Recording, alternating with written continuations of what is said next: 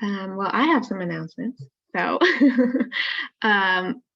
annual, as Emily just said, the proposals are due next Friday already, which is hard to believe. We are not doing a Libraries Build Business session as we've done in the past this coming year, but we're thinking about different sessions we could do related to economic opportunity more broadly. So I'm submitting a session about economic opportunity, like innovations. A couple of you I've already talked to about that.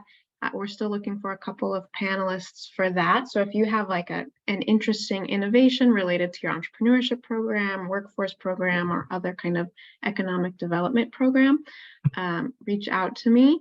And as Emily just said, Brass is putting together one about like social entrepreneurship. I think she just put the description in the chat, and she's going to share more on chat. And they're looking for public librarians to be part of that panel as well. So believe it or not, it's already time to think about annual next year, but it's going to be a lot of fun. It's in Chicago at the end of June. So I would also encourage, I know a couple of you are also doing this. I would also encourage, this is a great group for people to maybe work together, collaborate to put together your own session and propose that. So it doesn't need to come from me. In fact, you might have a better chance if it doesn't come from me. So if there are librarians that you want to be in touch with or connect with, or you have a great idea, I'm happy to help facilitate those conversations. So definitely be thinking about that if there are people in this group that you'd want to collaborate with to do a session and you want to propose your own, and let me know, because then we can kind of figure out who's going to annual next year and do a couple of like meetups or that kind of thing related to the sessions or other like larger group discussions. So lots of exciting ideas about annual, but yeah, I definitely encourage people to work together on that in this group, or reach out to me or Emily if you want to be part of one of the Brass or the LBB panels. Questions, thoughts about that? Okay, and more info, we'll put some more info in Slack as well. What else? We have a new report out. I've shared this with some of you. This is the Libraries Build Business Initiative Highlights Report. It's new. We're putting out a press release later this month. This report is more for an external stakeholders audience. So we're hoping that libraries can use this to talk with their potential partners, funders, decision makers, other stakeholders about the impact that your library has on economic opportunity and entrepreneurship in your community. So it's specific to Libraries Build Business. It shares examples from our program. It shares the impact from our program. But it should be something that any library could use as a conversation. There's general things that, you know, for us, it's hard to believe, but some people don't know that libraries do more than check out books. So there's general enough information about how libraries are already connected and integrated with the workforce system or the small business development system that some stakeholders in your community might not know. So we're going to put together like some talking points and some things like that related to this report that's coming down the line this fall. But for now, I just wanted to make sure everyone knows this report's available, and hope you can use it and leverage it to kind of connect with stakeholders and continue to talk about your work in economic opportunity and entrepreneurship in your community. So let's see, coaching is still happening. Libraries Build Business coaching is still happening. If you're interested in working with a coach, we're going to continue that through the fall, so a couple more months. I can connect you one-to-one with a peer coach who will help think through your ideas for your business program, either if you're thinking about growing one or just getting one off the ground for the first time. Let me know if you're interested in that. This is the Libraries Build Business September monthly community discussion. We do these every month. We have different facilitators every month that come and talk about something going on in their program or an innovative idea or something related to small business and entrepreneurship services. If you're ever interested in presenting, I'm always looking for people to facilitate these. So please let me know if that would ever be something you would want to do. Yeah, I think that's it. So today we have Carly Feinberg and Lori Hench from the Baltimore County Public Library and Stacey Goddard from the Spokane County Library District to talk about how to host Small Business Saturday events and pop-up shops at your library. I know that some of you other attendees have also participated in Small Business Saturday events and pop-up shops, so we definitely hope this will be a conversation and everyone can provide input on what's worked in their location and provide some ideas and inspiration as the holiday season is coming about how to host successful events. So before I hand it over though, if there are any other updates, thoughts, comments from anyone else, if you're just joining for the first time, we definitely hope these to be conversational, informal, great way to connect with others working in this space. So feel free to come off mute at any point, ask questions or share your experience. We love to even just hear updates from people from time to time. So definitely don't be shy. Love to hear from you.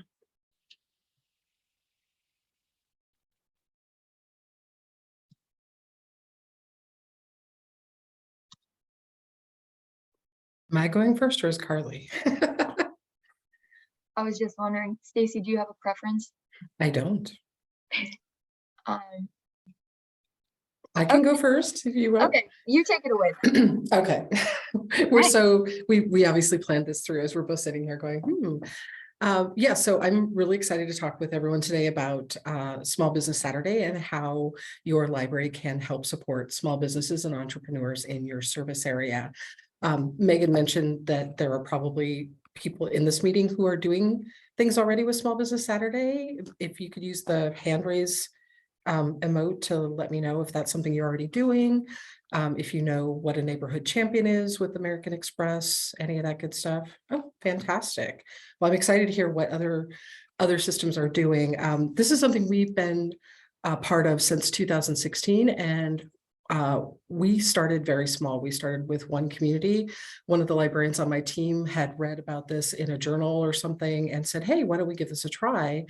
And if you're not aware, American Express in 2010 developed the idea of Small Business Saturday as during the recession as a way to kind of spread the shopping wealth of the Black Friday weekend after Thanksgiving with local businesses, local owned shops and restaurants and whatnot. And I work for Spokane County Library District. We're in Eastern Washington. We have a service area that covers the entirety of Spokane County, except for the incorporated city of Spokane. And we've got a number of small towns and communities. We serve about 275,000 people. And we've got some distinct communities with little shopping districts. And so this was something that was easy for us to kind of give a try.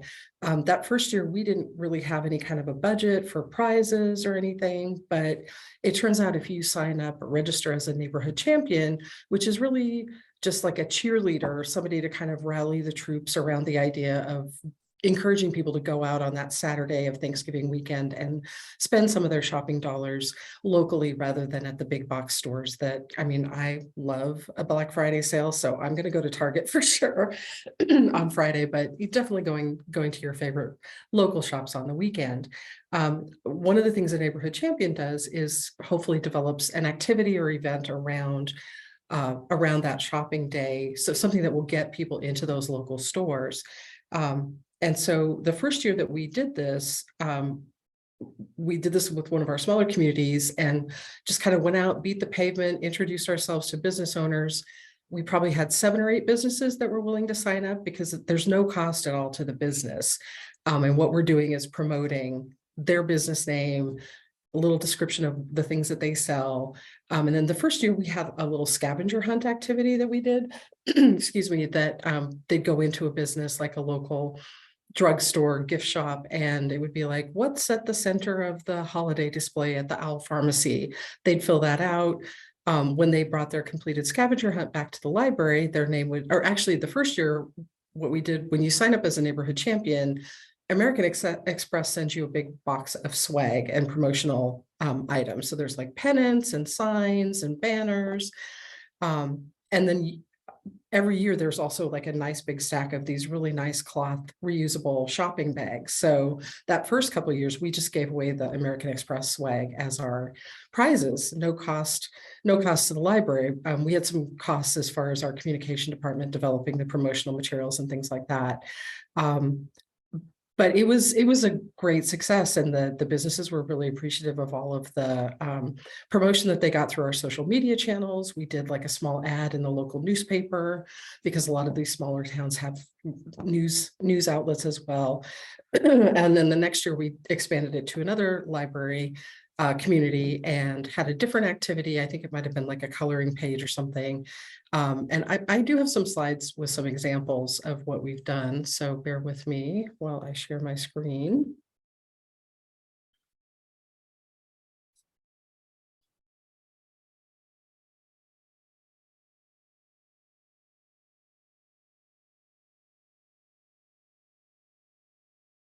And so if this is something that you're interested in doing, one of the first things to do would be to just search for Neighborhood Champion American Express, and you'll likely get to this page on the American Express website.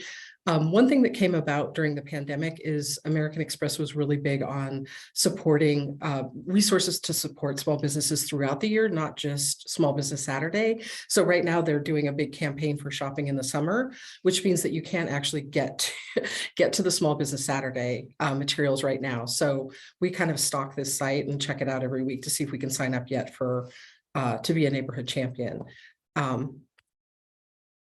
But then part of what we do is with this event is the day of, we have a welcome station. And oh, look, there's Megan in that picture.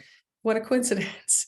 We were lucky to be able to host Megan last Small Business Saturday. She came out and I toured her all through the county. She was captive in my car all day. We went to all the locations. But so we have a welcome station in the library with my librarian Crystal is there. And so as community members come in, shoppers, they pick up the game piece, they get the information on which stores are participating, all sorts of other swag. Sometimes we have balloons or little stickers to give out to kids. Last year, I feel like American Express had a missed opportunity because they included masks, but they were only branded with American Express. They weren't branded with Shop Small anywhere. That was a total bummer and we didn't use them.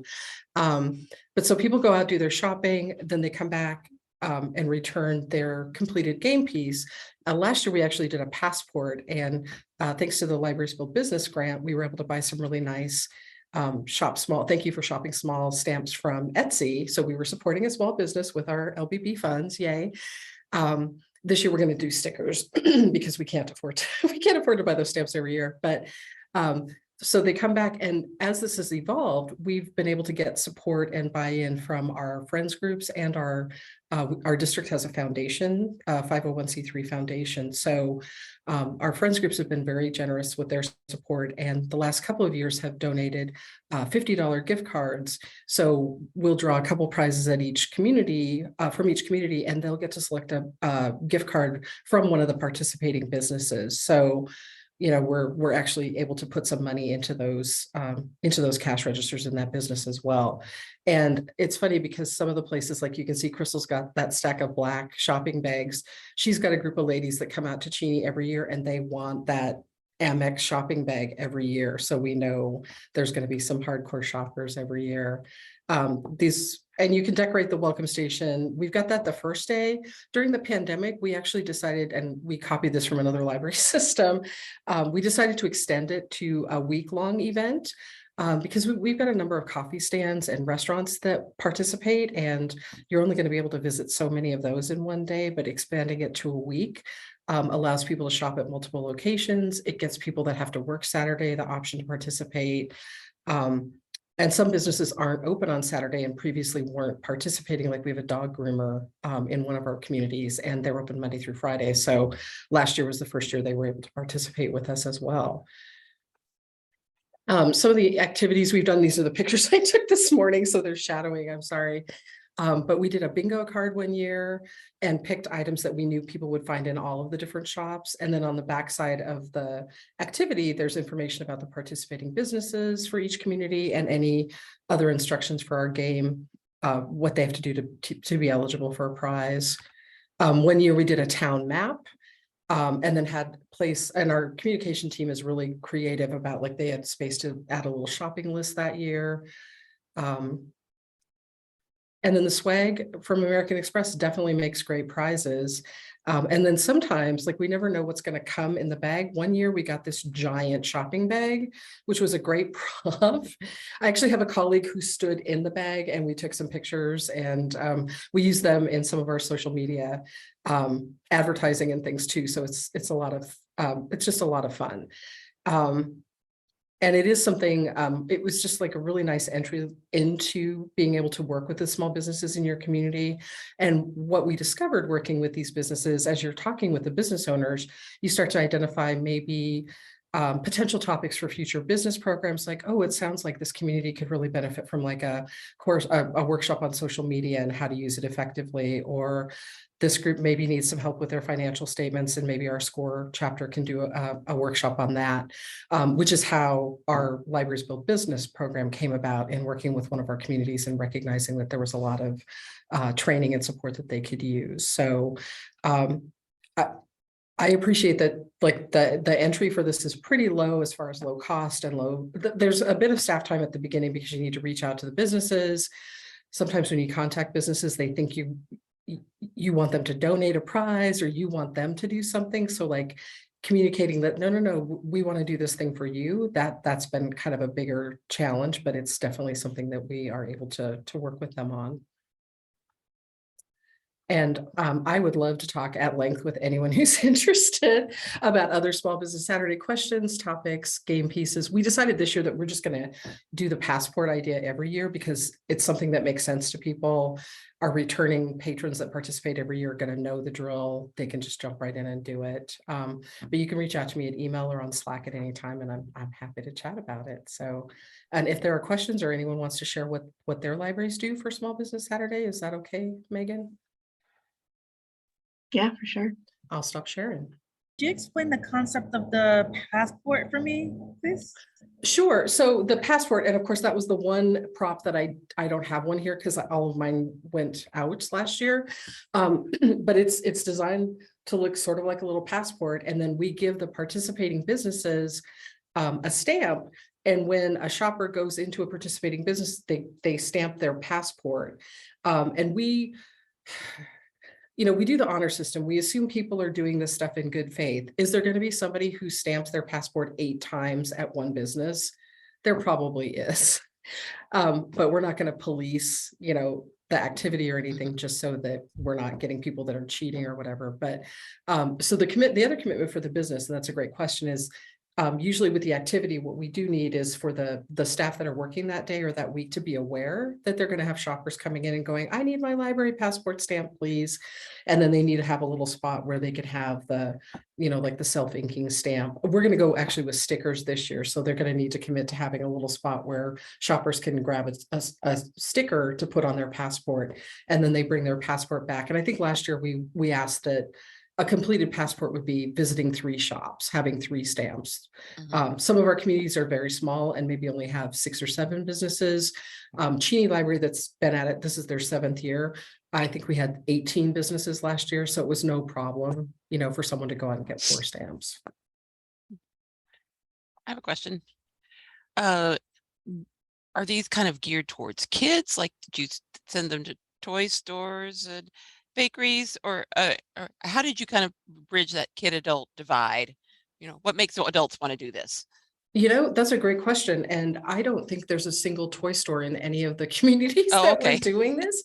Honestly, that whole expression about running with the willing, the businesses that responded and indicated they'd be willing to participate. And there are some businesses that don't qualify based on some rules from American Express. And those have evolved over the past 7 years. But things like if it's 100% liquor store and they're not selling anything but liquor, it used to not be acceptable. If it was like the Owl Pharmacy and they have like an aisle where they have adult beverages, that's fine because they're selling everything, other things. Gas stations previously weren't allowed either. And then, like Target is not going to participate, or, Right. some like Subway, sometimes with franchises and things, that's not going to be. But honestly, we do have a mix of, gift shops, we had a pet groomer, we've got like beauty salons, just like we've got a couple of antique stores in one of our communities, the hardware store. So we've got a feed store in two of our communities because we are serving the more rural parts of Spokane County. So if the business is willing to participate, we are happy to have them, assuming it meets with all the criteria. Did you use the same like bingo card for each community, or did you customize them a little? Our communication department was amazing, and they mixed them up. So they had a template, and somehow we had like 8 different versions of the card. So it wasn't Okay. the same one handed out exactly the same to everybody. So that's a great Because I'm question. totally stealing this idea for next year. Please do. Please do. Stacey, are you still recruiting businesses, or do they Mhm. come to you now? And is there a maximum you think would be? You know, those are great questions. We haven't hit a maximum yet. And I will say that we have a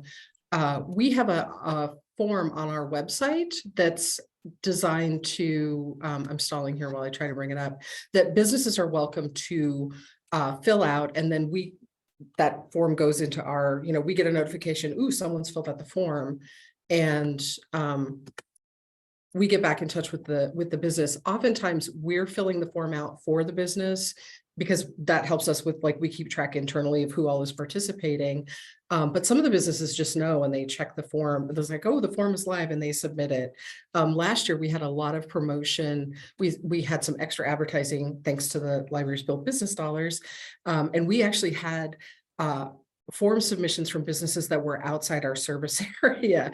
And that allowed me to have a conversation with them about encouraging them to reach out to the city library system and, suggest that the city library do something similar. So we definitely, we have a lot of businesses that participate every year. So we kind of check with those folks first, but as new businesses open, places close, especially during the pandemic. So some of our businesses that were involved for a couple of years are out of business now, or they retired. But new businesses spring up, and the librarians just go out and introduce themselves, talk about library services for business, and say, oh, hey, would you like to participate in this thing? Hi. Hi. I apologize if you already covered this and I just didn't hear it. But Okay. what about like a home-based business, or a business that's like internet only? Because a lot of, the smaller businesses that we work with might not have a brick and mortar. Right. How do you offer them an opportunity to participate? I feel like Elizabeth is a plant, Carly, because that will lead into Oh. what you're going to talk about. And I should say, like, when you look at the American Express shop small information, some of the rules specifically apply to because American Express has a ton of resources for businesses that accept American Express credit cards. So like, that's a whole separate thing from what we're doing with Small Business Saturday. The American Express does not include home-based businesses in this promotion. They expect that they want there to be a brick and mortar store. One thing that I'm hoping to shamelessly copy off of Carly and Lori is, hosting pop-up shops in meeting rooms, in libraries, and doing something to support some home-based businesses. So this might be a good time to hand it over. It's funny because I have never participated in the Small Business Saturday, because we have our biggest event of the year like 3 weeks before, and it is in the library, focusing only on women-owned businesses. And I would say 85% of them do not have a brick and mortar. So I never knew all the details with the American Express Small Business Saturday. So this was so helpful. Thank you. Thank you very much. You're welcome. I think that's a great segue, Carly and Lori. I'm going to stop talking and hand it over to you. Thanks, Stacey. That was a great presentation. Okay, I will share my screen. All righty. It's always easy to share your screen up until 30 people are watching.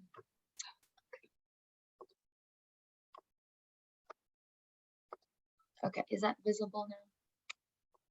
Perfect, Carly.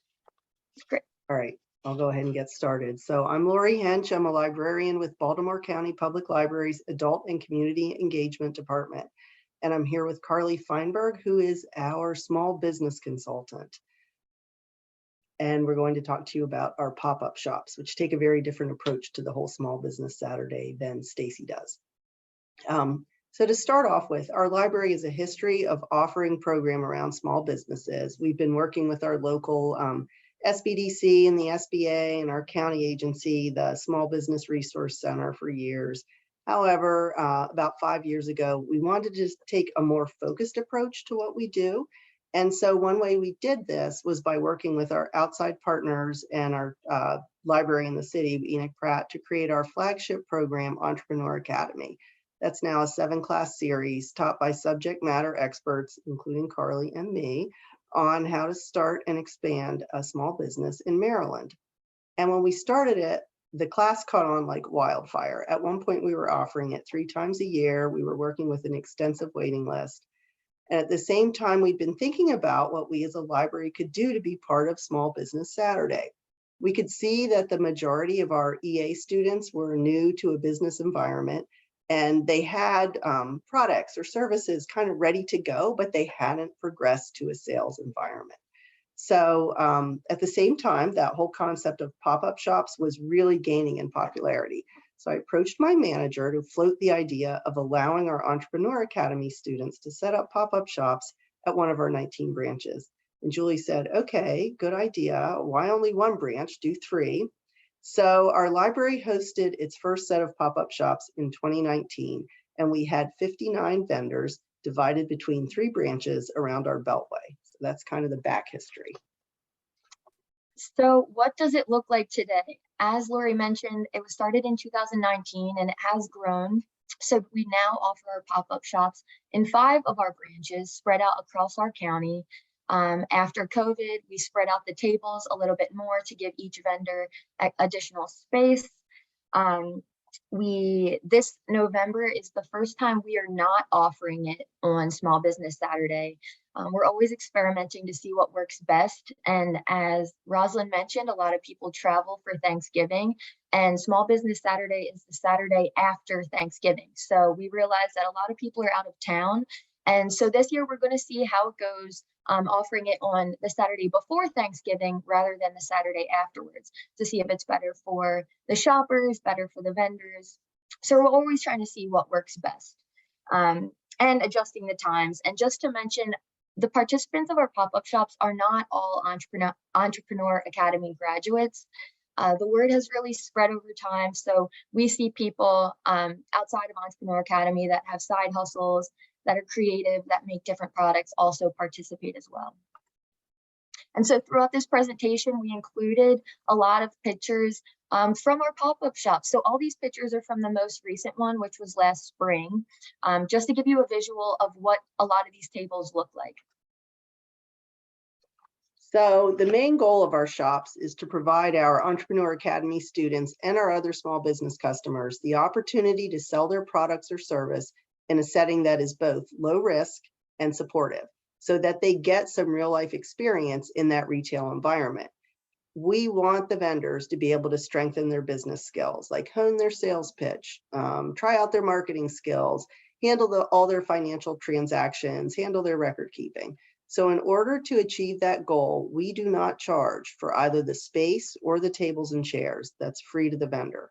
On the other hand, in order to keep it equitable, the vendors have to use our tables and chairs, and they have to stay in their assigned footprint.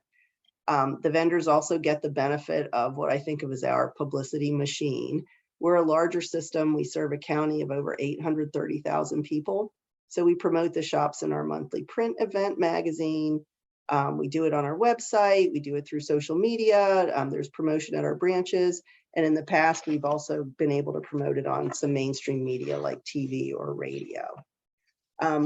The other thing is, after Carly and I noticed that some vendors had very inviting setups. Other vendors, not so much. So Carly and I decided that we needed to offer some kind of preparation. So we created a virtual program called Prepare Your Shop Pop-Up Shops. We offer that in the month leading up to the program, and it's open by invitation only to the vendors that we've selected for the pop-up shops. I have to tell you, Carly and I love doing this program. It's so much fun. But what's more important is we have seen a dramatic change in the quality of many of the vendors' entire presentation. So we'll talk about that a little later in the program. So what we expect from our vendors, we let them know far in advance that they are responsible for all of their financial transactions. We also recommend that they offer more than one way to pay. So that's to say, accept payment besides cash, because in this day and age, a lot of people might not be carrying on cash at all times. So we encourage them to use maybe a payment system like Square, Stripe, Clover, and some even have Venmo accounts that are connected to their business bank account. So it just gives the shoppers more options, and the vendors don't miss out on any sales by just accepting cash. We also expect our vendors to help with the marketing. As a small business owner, it's known that you have to be able to talk about your products, talk about your business. And so we encourage them to share the event with their personal following to encourage people to come out. So if each of the vendors shared the event with their personal audience, then it'll really help spread the word, increase interest. And then next, we expect a polished appearance and, you know, a nice table setup. So Lori mentioned the Prepare Your Pop-Up Shop event has really helped with that. And this is just, we want this to seem like a professional event. We want it to look nice, and we don't want to do all this marketing and have customers come in and see what looks like a garage sale or something less organized in our meeting room. So that's why we encourage them to attend the Prepare Your Pop-Up Shop event and put a little thought and effort into their displays. And lastly, we expect our vendors to adhere to the guidelines set forth. So if they're selling food items, they have to be prepackaged in advance. And also we have a timeline set up just to keep the event running smoothly of when they can arrive, how much time in advance they have to set up, because we don't want shoppers to start coming in and the vendors just started setting up their tables. So that's why we want it to be a smooth event there. So that's some more visuals for you. So if you decide that you're going to do pop-up shops, plan in advance. You need a minimum of at least 3 months. And if it's your first time, you might want to do 4. I think Carly and I are usually working 4 months out now. One of the most time-consuming pieces of this process is recruiting and selecting your vendors, then notifying them, getting them to confirm back with you that they're going to do it. And then inevitably you'll have dropouts. And then you'll find yourself trying to fill open spots with other vendors. This takes more time than we initially anticipated.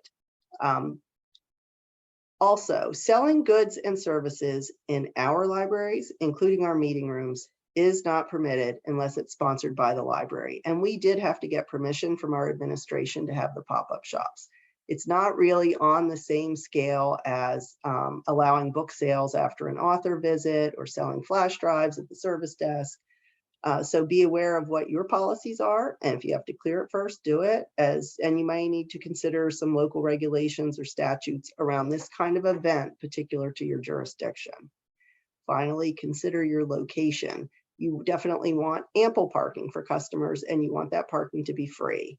You need an interior space with enough room to spread out vendor tables, especially in this post-COVID era. You need to allow for ample aisle space and traffic flow. You also have to have a good Wi-Fi connection for vendors' payment setups. Otherwise, you're going to run into an awful lot of frustration. And we also have an application process in order for vendors to participate. And we let them know that even if they apply, it doesn't guarantee them a spot. And that's because at this point, we have more interest than we have actual tables in our pop-up shop. So our application, when you're thinking about your application, you want to consider what information you'll need in order to decide on who you want to participate in this event. So for our application, we run it through SurveyMonkey. And besides just personal contact information so we can reach these individuals, we also ask for their business name, a description of their product or service that they're offering, whether their business has a physical location already, and also a link to their website if that exists. And this gives us an idea of what their business is like, what their products look like, and being able to see and do a little bit of research, it helps us to decide who would be the best fit for this event. So that's the kind of application behind the scenes part of it. There's 3-part promotion to this event. First and foremost, it's finding the vendors. It's hard to have a pop-up shop if you don't have enough vendors at the event. So first, we do our outreach to find people interested in selling at this event. So I'm going to talk about the postcard in a few slides. That's part of the advertisement. But once you have your vendors secured, the library does a lot of advertising. So we put this on our website. We share it on social media. And we also use our business email list, which we'll mention in a bit. And then lastly, as we mentioned, we encourage our vendors to advertise the event as well. And so our marketing department, we've requested them make a graphic that's both suited for Instagram, which is the one you see in front of you, and Facebook as well. So it's easy for them to use these graphics, put it on their business Instagram or Facebook page, just to share with their audience that they'll be at this event. This is the date, time, and location. It's just easy for the vendors to use the graphic just because they don't have to make anything on Canva or anything. And lastly, event logistics.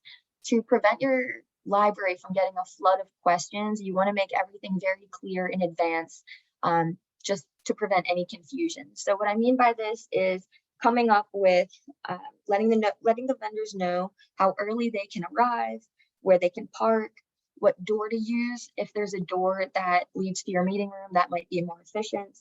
If there will be carts available for them to use to move their boxes or supplies. So all this information will help the event run smoothly. So the hour before the event, there's not a bunch of chaos and running around. So that's kind of the steps we generally take. Some more pictures. Now this is the postcard that I mentioned. So our graphic department made this. You can see the left side is the front of the postcard, and it's the size of the postcard, which is why I'm saying that. And then the right side is the back. And we send this out to the branches so they can do some outreach into their own communities. And we also use the PDF version of this card and send it to our business email list. So we've been growing our business email list over the past few years. It originally started out as graduates from our Entrepreneur Academy could opt in to hear more about upcoming business events and opportunities. And at this point, we have over 900 people on the business list. So this is a great way not only to encourage people to sign up as a vendor, but also to share the event with people who might want to do some holiday shopping or interested in just attending as a regular library customer. So that is a big part of our promotion.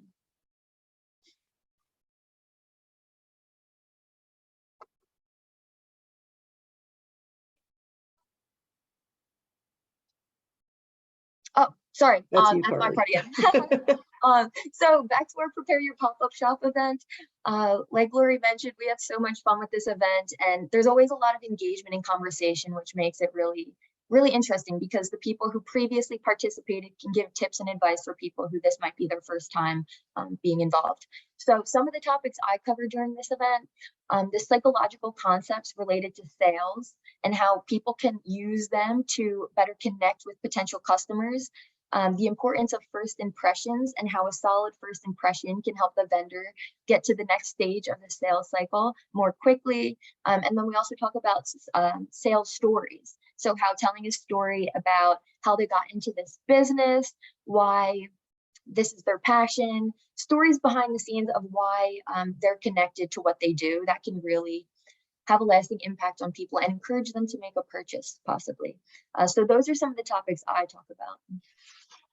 And then we also encourage the vendors to think of their space as their store. I mean, it is, and to take, so we want them to take it seriously, and that store has to make a good impression too. So we talk to them about store setup and operation. You know, their space is small. Our tables are that we provide are usually around 2 by 5, 2 feet by 5 feet. So that space has to be well designed and impactful. So we talk to them about, like, the space is not just that tabletop that's 2 by 5, but you have the vertical space above the table. You have the space underneath the table, which is why you'll see in some of the examples, the table covers should reach the floor. You've got the space behind the table, but not in front, because that's the walkway and the aisles. We usually share an article about retail zones and setting up your shop the same way. Like think about a section for your featured high impact product. Maybe sort of a low key section toward off to the side or toward the back, which is your designated section for handling business and your financial transactions. We talk about the importance of signage with their business name. Some people have it on their table cover, some people have it in a separate printed sign, and also the importance of clear pricing, whether it's individually tagged items at their table or a displayed price list. Customers are often uncomfortable asking prices, and lack of pricing can cost them a sale. And then we talk to them about keeping their table arranged and stocked. So bring extra merchandise you can restock as you make sales. And then think about packaging. You don't want to just hand over your beautiful handcrafted earrings. And we tell them Pinterest is great for finding examples of packaging on the cheap. We should have put a picture of this in. Like we show them a brown paper lunch bag that was clearly trimmed with those like curvy cut scissors, a hole puncher, twine through it, add a sticker and a stamp with your business name, and you have a practical, memorable, and inexpensive packaging. And what's wrong with this picture? So we use this slide as sort of an icebreaker when we're doing the Preparing Your Space part of the program. The attendees, the vendors call out what's wrong with that vendor setup. And it does two things. It gets them comfortable with being interactive in the program, but it also really gets them thinking about how they want their own table to look, what their own space should look like. There's two very good examples. And our slide on lessons learned. So when you select your vendors, you recruit them, you get them signing up, you might find that you have to pick and choose because you have more signed up than you can use. So it's a good idea to think about some parameters and what kind of vendors you want at your market. And I think Kim asked this question in the chat. Do we accept multi-level marketers like, Mary Kay, paparazzi, Pampered Chef, the, stick on nails people? That's a consideration. Do you want to accept vendors who actually have a bricks and mortar store? What we're doing is very different from Stacey's focus. We're focused on a lot of home businesses and people who are pretty new to selling things. Is there a product or service that's being offered that might violate your library's code of conduct? Carly and I use a combination of factors when we make our selections. One of them is we look at how quickly they signed up. We sort of do it on a first come, first served basis, or that's one of the factors. We look at the type of product sold, especially in comparison to what other vendors are signing up at that same location. I can tell you it will not make your vendors happy if your location has 10 vendors and 5 of them are selling soy candles, for example. For us, while we will accept multi-level marketers, they have sort of a lower priority on our scale, as does somebody who has a physical store. That's really not what we're here for. And then, you know how airlines overbook? So you may as well expect cancellations and no-shows when you're working with large number of vendors. So give your vendors a firm deadline for confirmation on their end, and then still expect that you might have some no-shows. So think about how many you want to book. It's hard. I can't sit here and say book more than you can fit in the room, because then you'll probably have the experience where they all show up. But think about really the maximum number you can comfortably fit, and you'll be okay if a couple don't show up. And so we learned a lot about our event and how to improve it through a survey that we send out afterwards. So after the event happens, we send out a survey, and it asks things like, how do you think the event went? What's an estimate of the number of people you interacted with? We ask about how sales went for them. And the last question of the survey is just an open-ended box where they can just give us additional feedback.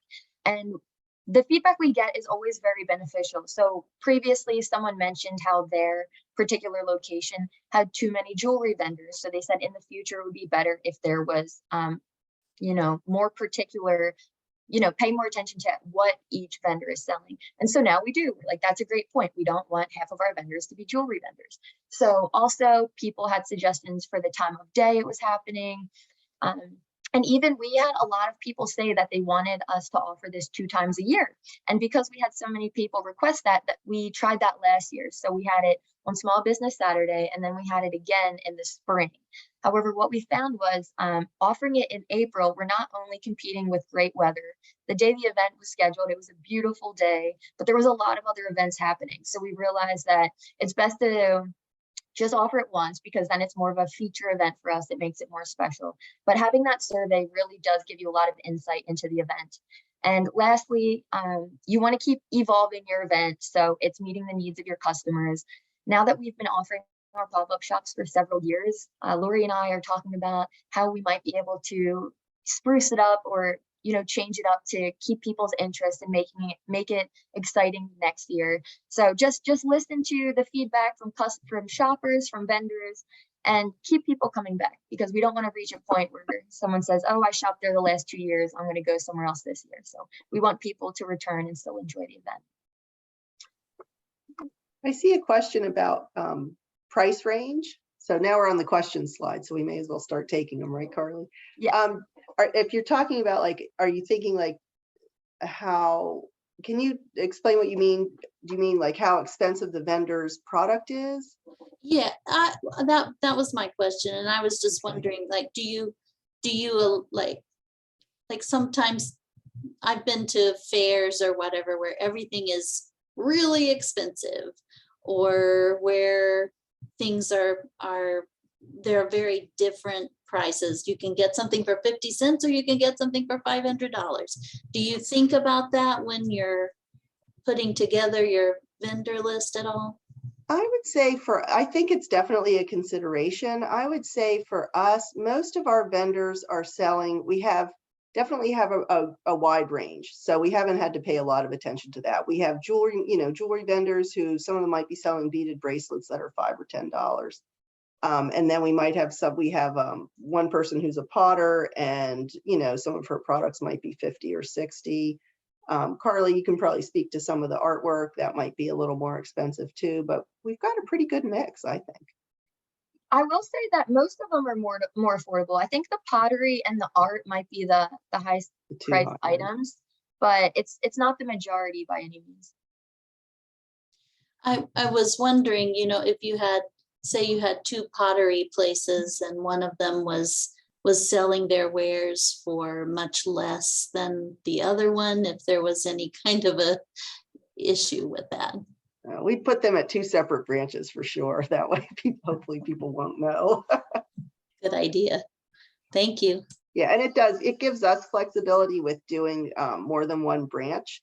So, say one branch gets way too many vendors and another branch doesn't have quite enough, then it makes it easier for us too. We can offer the overflow a choice of another branch. And someone asked if we see a lot of vendors, the same vendors each year. We do have some repeats. Maybe half and half. I don't know if that's and an awful lot of, and a good number of them, not all of them, but we have a good number of people who've gone through Entrepreneur Academy too. I have a question, because the choosing, I'm fascinated by how you do it, because if you're turning people down, do you have any pushback that, I live in this community, I pay taxes, why aren't you letting me participate? So like, would you weight more heavily somebody that's in that Entrepreneur Academy? How do you deal with pushback from somebody who maybe didn't get accepted, or maybe you're in this nice, perfect little number where you're able to really accept most of the people that apply? Well, one of the things we do is in the sign up, we make it very clear that registering doesn't mean you're accepted, and that we will notify you if you get a spot. And that's why, like, Carly and I just have talked about, like, sort of what kind of vendor do we want? And we have those different parameters that I talked about, like how quickly did you sign up? Are there other vendors selling the same thing? So, you know, I don't want to talk about it like you then be prepared to defend your decision, but that's why it's a good idea to have those parameters in place. So if an issue does come up, I think you're better equipped to handle it in a fair way. And we also try to share the factors that we use to decide. So, I mean, they don't know the reason why they weren't chosen. So it might be the fact that they're a jewelry vendor and all of our locations have a lot of jewelry vendors. So in that case, they're like, oh, well, I don't want to go to an event where I'm competing with 6 other people at that spot. So that we do let them know that we've put a lot of different factors and, you know, thought across the board. Right. So we're not saying, oh, you know, your products aren't good enough or anything in particular. So Can I just add on to that? So in our application process, we try our best to lay out kind of what we're looking for vendors. So for example, our marketplaces are very more maker centered. So we're not looking for MLM type of situations. So if you're more of something who like actually, if you've actually crafted what you are selling, that's kind of more what we're looking for. So I feel like if you can kind of make it as clear as you can in the application, hopefully you can avoid that. Yeah, I mean, we do a big event with women entrepreneurs selling, and we have like an application that was vetted by a lawyer. But we get what we've done on our end is we do have a committee that selects the vendors, that's kind of outside people, and we do charge for the tables. So it's not free. So that we kind of have, well, it wasn't the library's decision, it was this committee's decision, because we did get a lot of pushback with MLMs, and we told them, you know, we can't, which Mary Kay person do we pick? Which Pampered Chef person do we pick? I'm just wondering if there's anybody, like how you would say to somebody who is a library patron, you know, I know you're a jeweler, but we can't accept you. Like if you've had that instance. well, I will also say it helps to have multiple locations, because one of our locations, the last few years hasn't been entirely full. It's kind of a bit far out in our county. So for people who might have something negative to say, we can say, oh, well, there are spots at this branch that's a bit of a drive, but it's available. And that's great. I mean, I love this idea. So really, thank you so much for sharing. And one of the reasons that we decided not to automatically reject multi-level marketers is actually 2 reasons. First of all, a lot of them in our area anyway are operated by women, and we wanted to make sure that they had this platform available. And the other thing is, the truth is our customers like it too. I mean, they won't come back if people aren't shopping from them too, buying from them too. We don't say they're not accepted. We kind of, you know, say they can, but we give priority to other. Right. That's always the thing. We give priority to what the feedback we've gotten from the other entrepreneurs is that they don't want to be at events with MLMs, because we've found that most of the MLMs aren't really trying to sell you Pampered Chef. They're trying to get you to host a party. So it's feedback we've gotten. So yeah, fortunately we haven't heard much of that yet. So fingers crossed that doesn't become a problem for us. And yeah, and I'd say too, like our sign up, we're not overwhelmed with MLMs either. Paparazzi jewelry is probably the most popular. Yeah.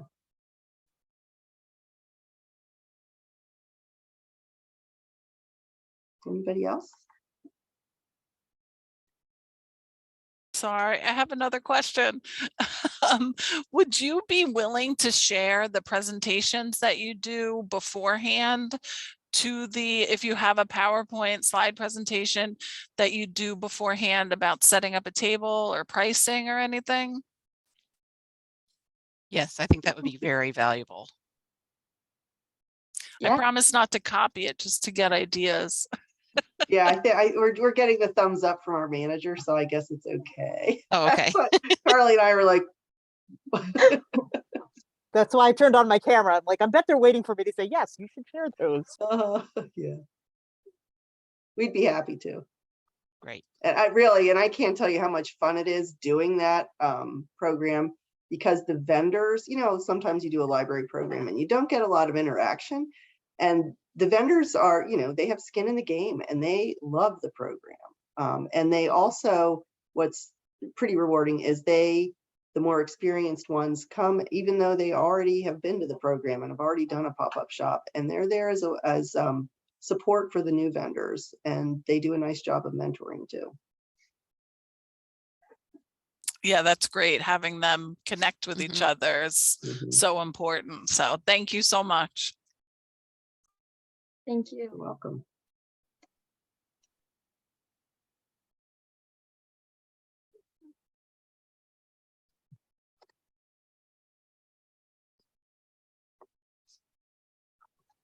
Anybody else?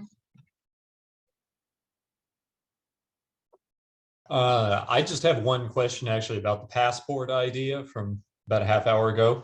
You said that 3 stamps make for a complete passport. What do you do if you have somebody who's collected, say, 9 stamps?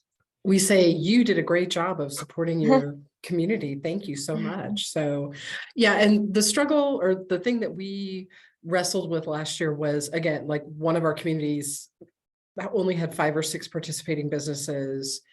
And then we had, 17 or 18 in the other. And how do you come up with a number that will satisfy? Our goal was to not have a separate number for every community, especially because 2 of them are within driving distance. And so we expected there to be some crossover. And honestly, I think that, we also empower the staff. Like if someone comes back and they just have 2, it's like, great, you participated. We really appreciate it. We just kind of wing it a little bit, but yeah, like we do have those folks that are going to hit every store, and I'm like, you are amazing. And it's more doable now that we're doing it for a week instead of a day. So you can kind of make up your own rules, Dave, whatever works. I like that approach. Some of it might depend on, depending on funding, and if you've got a supportive friends group, it could be like, and that's something we toyed with. It's like, does more passport stamps equal more entries for the prize drawing? And we just decided we didn't want to complicate things, but that would definitely be an option too. Right. The other thing I was going to mention about the passports, and because we learn every year, just like Carly and Lori, last year we added QR codes for each community. So the businesses were listed, like we were getting so much information we wanted to share. And I'm probably just late to the QR code party, but it was so good. Like one of my librarians, actually it was Danielle, who's a rock star, created these maps for each community. And then it was super easy. As we got more businesses participating, we just added them. And then our graphic designer had the first one she did were too small, and I'm like, Amanda, that needs to be a little bit bigger so that we can actually scan it with our phone. But we got a lot of positive feedback on having the QR codes available so that people could, then they'd have the address, and if the place had a website of their own, lots of great info that you can sneak in there that way. Thank you so much, Stacey, Lori, and Carly. This was so much fun. Julie put in the chat that she thinks you should do it at annual, which I agree. And I always think that after we have one of these conversations, I think it works so well because it's a conversation, but like all the ideas are so cool that we should tell everyone. I think anyone that's done one of these mini presentations should submit it for annual. Or actually, I think I mentioned this before and I forgot to say it, the ELC, the EntreLib Conference International, they extended their deadline. So they're accepting for 2 more weeks. That's coming up in November. It's all virtual. And it's an international audience. So a lot of, maybe, especially us LBB people, a lot of us feel like we've told you all before what we do in our program. But it's an international audience, so a whole new audience. And some of the submissions are 7 minutes long. So you could do just a quick, this is what we do at our library. Just a really quick overview of your program. So even if you feel like people have heard it before, it's a new audience and it's a really short presentation. So I'll post that in Slack as well, but another opportunity to think about presenting because so many people in this group have great ideas and things to share. So thanks everyone for coming. I dropped the exit ticket in the chat. It's way up there now, so I'm going to post it again. So if you could take a minute just to fill that out. We'll do this again in October. We'll stay in touch via Slack in the meantime. If people do want to get together and do something for annual, please reach out on Slack. If you're interested in the coaching, like I mentioned before, please reach out on Slack. And if you ever want to be one of the facilitators for this meeting, let me know. That would be great. So it's good to see everyone. I'll keep the line open for a minute in case anyone wants to connect with me, but otherwise, thanks so much for being here and we'll see you soon. Thank you for having us. Have a good one. Thanks, everyone. Bye.